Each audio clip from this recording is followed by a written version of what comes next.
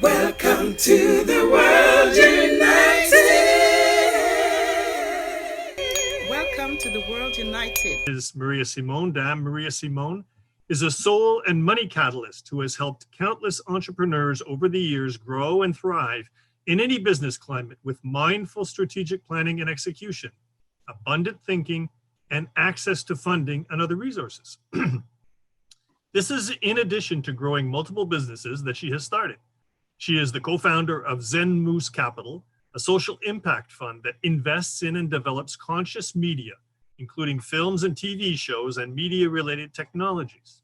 She's also partnered with a network of over 220 lenders who offer unsecured, no collateral financing to help people transform their dreams into reality at www.zenmoneysolutions.com.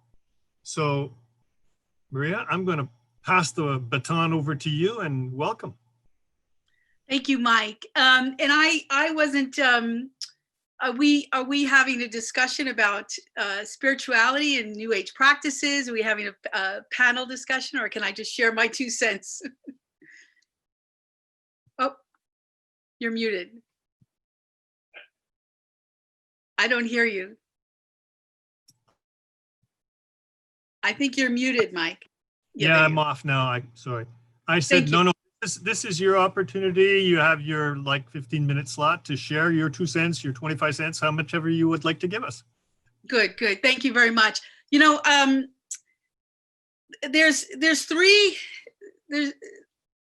years ago, I said, what is my legacy work? What do I want to contribute to the world? And there's two things.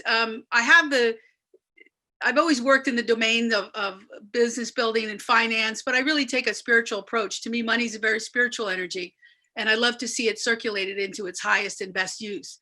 And so part of my heart always wanted to be a bank for transformation, to be able to circulate the resources needed to all the creators and innovators on the planet who are really making a difference, who really are curating all the solutions that we need for cancer, for all of that. And so that was one thing that really looked at the last few years. And the other part of that was, how do we make a difference on the planet? Like how can we support the raising of consciousness so that people can embrace all the solutions that are out there? Because as I had just mentioned earlier, we really do have the capacity to heal cancers and other diseases and to end poverty and, cure, just help be a part of healing the planet on a greater scale. And so I do believe we have those resources. So what was missing from that was really, I felt, the consciousness of the planet, the consciousness of humanity to be able to embrace that.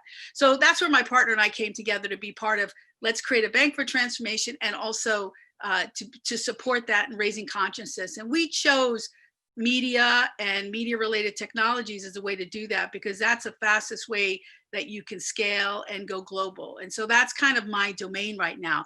But that in my heart is to support the raising of consciousness. So here are 3, so this conversation was mostly about New Age practices, spirituality and New Age practices, what's emerging. So here are 3 of the major things that we're really seeing. Obviously, we're in a very chaotic time. There's tremendous breakdown of systems. For me personally, from my vantage point, there's a lot of that needed to happen. We were at a real point on the planet where I see financial systems, we see other systems that just aren't sustainable anymore on the planet. And so they needed to break down. And so we're really not just focused on what's breaking down, but really what needs to emerge. And so with that said, we're just really supporting people to go back to the basics, like let whatever's happening needs to happen. Let's not hold on to,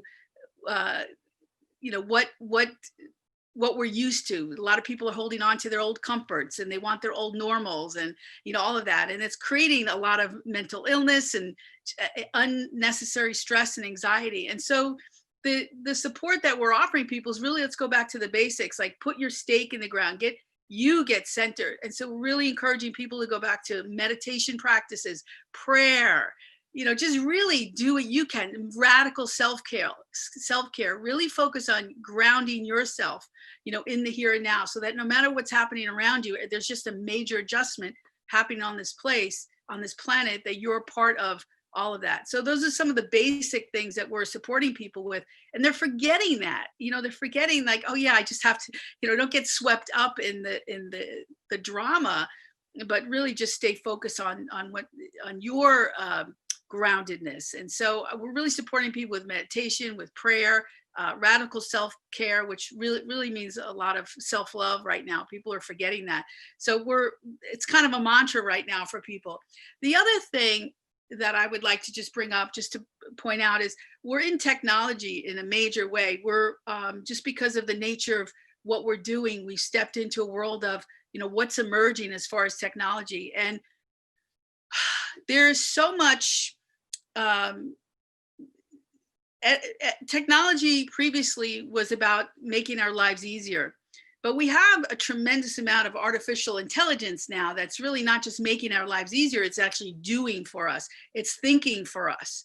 And there's quite a bit, and even more so is emerging. And we're kind of, it's subtle right now, but it's happening at a more of a rapid rate, so that, and we hear about algorithms and, Facebook and other places. So I don't want to get too technical, but the thing is, we are at a place in our existence where we have much more technology parallel to our humanity.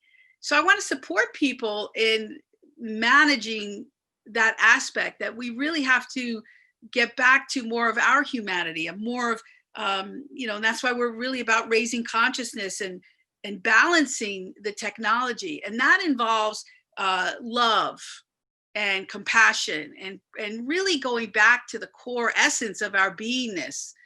And it's so important now more than ever to be that way as a human race, to go back to elements of loving one another, of that, unify, like we are one. I mean, compassion, it's critical right now, because we have such a surgence of technology, and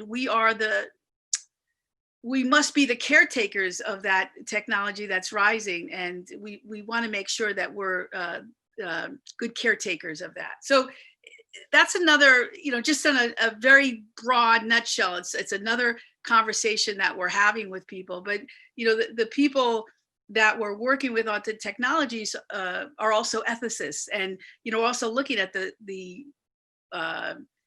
what's the recourse of having all of this artificial intelligence, and we're using a lot of virtual reality technologies, and having it rampant in a society that hasn't embraced higher level of consciousness. So just a thought. It's kind of just another, it's almost a question a query that we can have about that. But it's quite a beautiful thing. It's really a challenge for all of us to stand up and embrace more of the humanity aspect of us, instead of just keep relying on technology. And the other thing I'm quite enthralled about right now, and I just want to put into the space, is really what seems so critical, as we move forward with all of these advances in science and technology. I do come from a medical background as well. It's more apparent to me that it's equally important to balance that with ancient practices, and going back to, our indigenous wisdom, our sacred practices on Mother Earth, and to really pay attention to what were the rituals and the practices that we use to honor each other and to honor Earth, and even ancient medicine practices. It's all so important right now. What was in the past really needs to be brought into the future as we move forward. I just feel like there's such a burning desire for that, and I think it's really beautiful that we're seeing that come to light right now. There's such a movement towards that, and I just want to encourage that. So those are the three.